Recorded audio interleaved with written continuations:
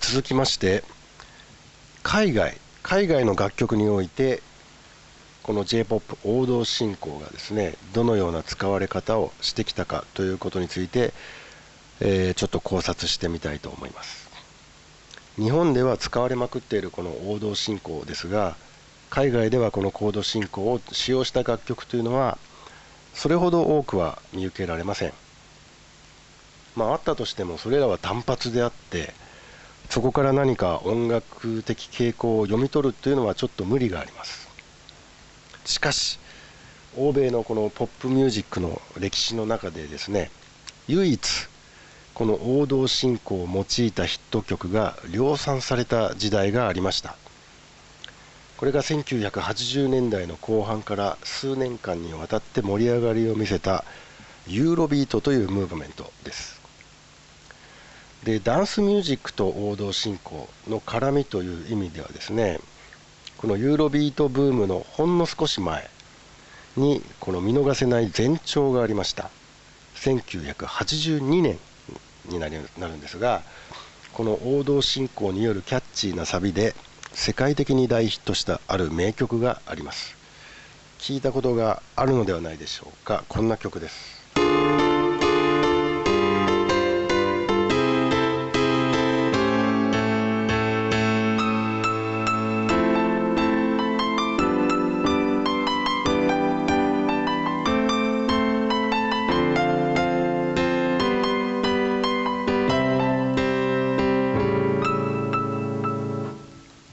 ボーイズタウンギャングがディスコ調にアレンジしたCan't Take My Eyes Off You、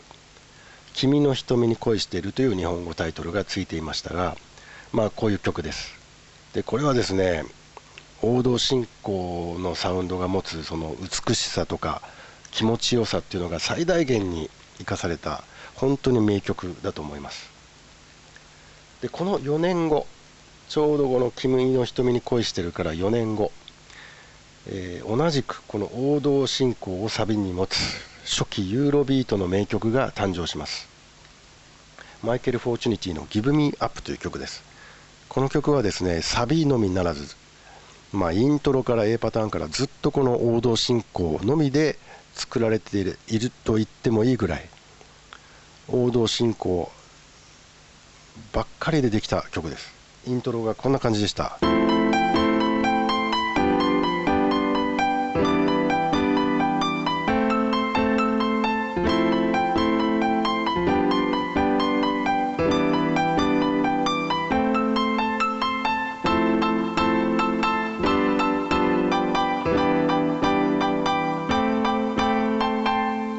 で、サビがこんな感じ。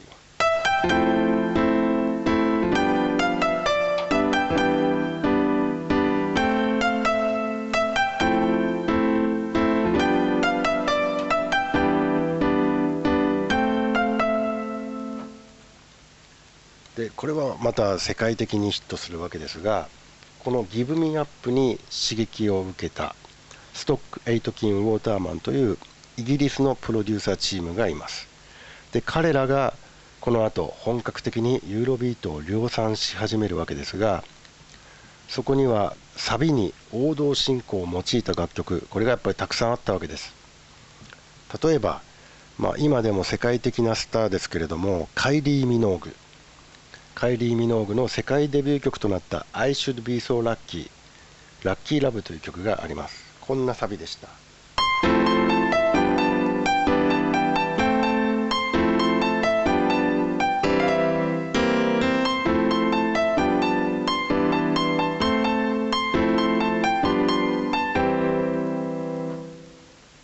あるいはリック・アストリーの Together Forever。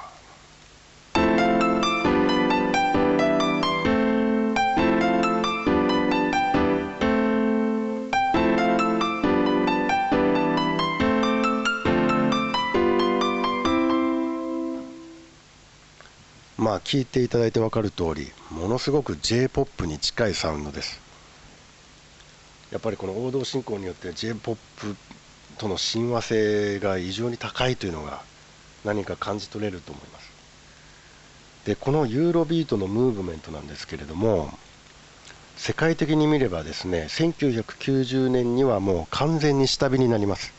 もうブームは収束するわけですね。ところが日本ではこのユーロビートがたくさんのファンを獲得し、驚いたことにですね、現在でもまだこのコンピレーションアルバムがリリースされ続けています。結局世界で最もユーロビートを愛したのは日本人だったわけです。で、この欧米で唯一王道進行を使った曲が量産されたこのユーロビートというムーブメントがですね、結果的には日本で最も人気が定着したというのは実に興味深い現象です。この王道進行というのがそのどういう因果関係があるのか証明することはできませんが、これが単なる偶然とは思えません。結局この王道進行というのが日本人にとって特別なサウンドであるということが、逆にユーロビートによって証明されたような格好になったと思います。じゃあなぜ日本人はそんなにこの王道進行が好きなんでしょうか。その考察についてはですね、かなり専門的な内容になってしまいますので、ここでは割愛します。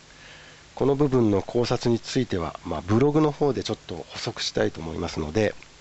興味のある方はそちらをご覧ください。では最後のまとめに入りたいと思います。結局ですね、この30年前からたくさんの楽曲のサビで用いられてきたこの王道進行ですが、最初の頃は単なる気持ちのいいコード進行でしかなかったと思います。それが何か特別の意味を持ち始めたのは、やはり先ほど言ったそのユーロビートブーム、これを経過したあたりからではないでしょうか。そのあたりから日本の音楽出版社や音楽レーベル、これがこの王道進行、このコード進行には何かある、何か特別なそのヒット曲を生み出す打ち出の小槌的な魔法の力に次第に気がつき始めたような気がします。一言で言うと、かなり意図的に王道進行が使われるようになってきました。例えばその一例として、90年代、音楽的才能は申し分ないのにシングルヒットにはそれほど恵まれなかったアーティスト、こういう方たくさんいらっしゃると思います。で、こういったアーティストがですね、王道進行をサビに用いてシングルリリースをすると、そういうパターンがたびたび見受けられました。例えばユニコーンの大迷惑なんかもそうですし、岡村康之で言えば大好きなど、そしてこれらの楽曲は思惑通りそれぞれシングル曲としては初のヒットとなりました。で、2000年を超えたあたりから今度はですね、とりあえずサビは王道進行にしとけば OK みたいなノリのですね、非常に安直な乱用が目立つようになってきました。そしてその傾向は残念ながら2008年現在も続いています。この王道進行の乱用がエスカレートすることによってですね、今 J-POP ではサウンドの形骸化というかパターン化というかマンネリ化っていうのがものすごい急速に進んでいると思います。で、その形骸化が招いた悲劇といいますか、それが2006年にネットで話題になった倖田來未パクリ騒動ではないでしょうか。倖田來未がリリースした夢の歌という曲が奥花子というアーティストの優しい花という曲に酷似している、パクリではないかという騒ぎがですね、ネットを中心に、巻き起こりました。じゃあ倖田來未夢の歌のサビちょっと弾いてみます。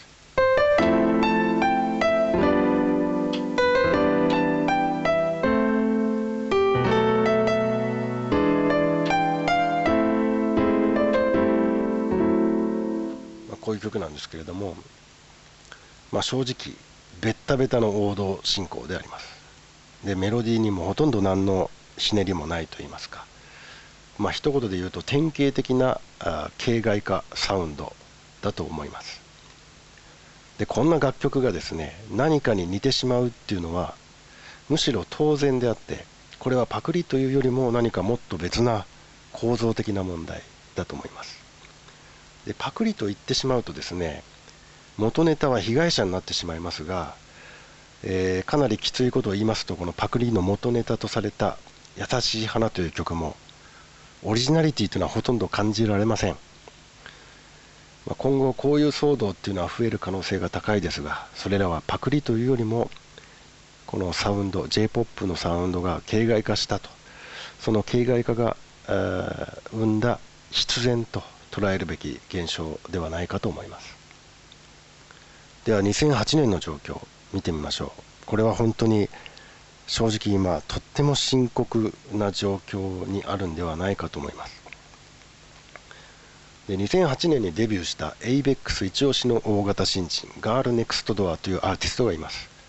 そのデビュー曲偶然の確率という曲のサビはこんな感じでした。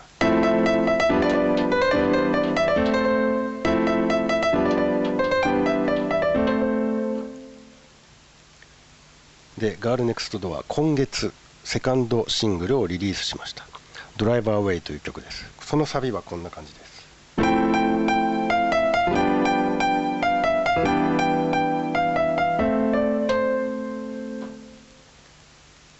これ以上はあえて何も言いませんが、